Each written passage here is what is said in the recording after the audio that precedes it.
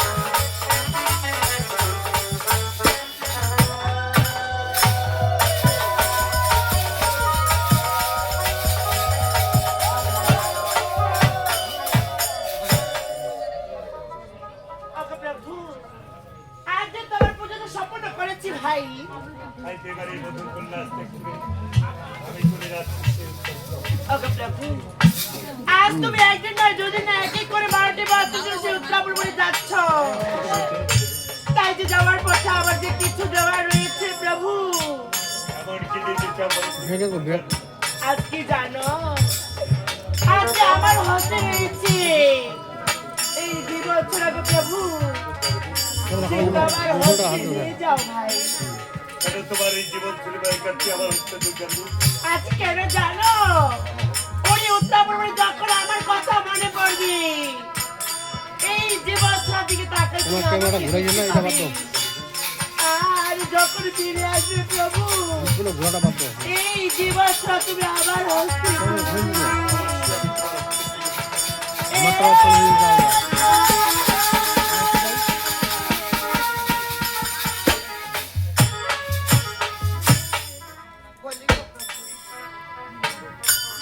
এই জীবনে তোমাকে দেওয়ার মতো আমার কাছে কোনো কিছু নেই গো প্রভু। জানো গো প্রভু, যেদিন রাত্রে আমার বাবা মা তোমার হস্তে তুলে দিয়েছিল, সেই বিবাহ আজকে অনামিক আগুনে এই শ্রী আকুতি করেছিল দাস। ছিল প্রভু আমাদের দুঃখমান। আজকে তোমার হস্তে আমি করতে চাচ্ছি দাস। কেন তোমার এই শরীর রাখছি আমার হচ্ছে? জানো গো প্রভু, আজকে গঙ্গাকে রেখে 12টি বছর জন্য তুমি সে উত্তরাখণ্ড বলে যাচ্ছ। এই 12টি বছরের মধ্যে গঙ্গার কত মনে পড়বে।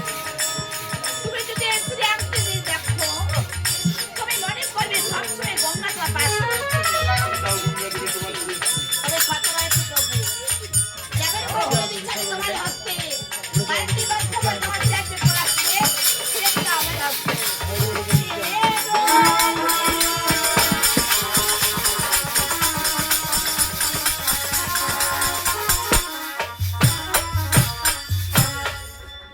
তাই যাওয়ার পথে একটি বাসের তোমার চোখে আমাদের মস্তকে দাও প্রভু। অবশ্যই দুর্গা দেবী। ও বিদায়